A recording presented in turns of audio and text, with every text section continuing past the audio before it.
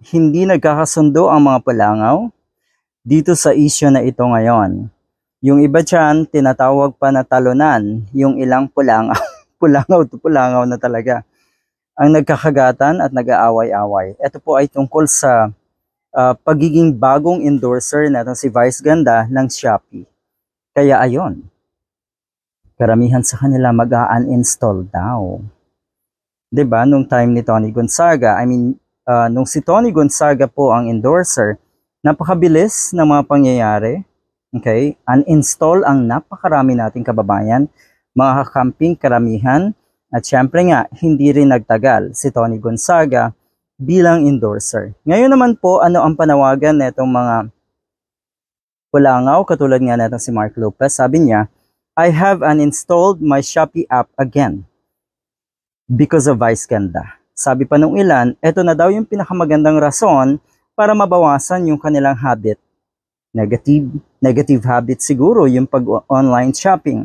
Magandang rason daw na mag-uninstall na ngayon ng Shopee dahil si Vice Ganda ang endorser. Yan po ang mga linyahan ngayon ng mga pulangaw. Kung nakikita nyo po, gaya-gaya.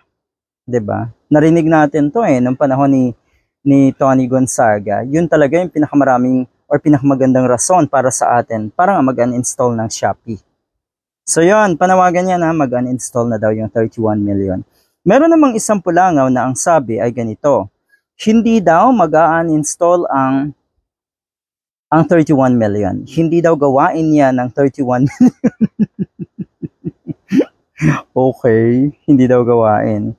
Kung naalala niyo po kasi itong post na ito ni Vice Ganda na tipong patama na rin kay Tony Gonzaga, ang sabi dito, nakapag-uninstall na ba lahat? Okay. So sabi naman ng isang pulangaw, hindi daw mag-uninstall itong 31 million dahil ito na mga ganitong gawain ay gawain lang ng mga talunan. So sino nga yung nananawagan na mag-uninstall? Pulangaw. Sino yung nagsabing talunan? Pulangaw din.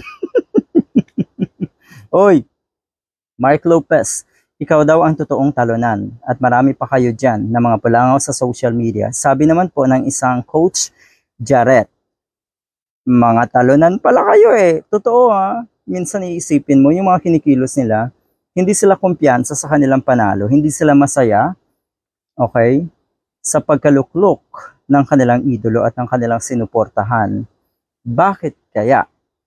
Okay, paano natin nasabing hindi masaya?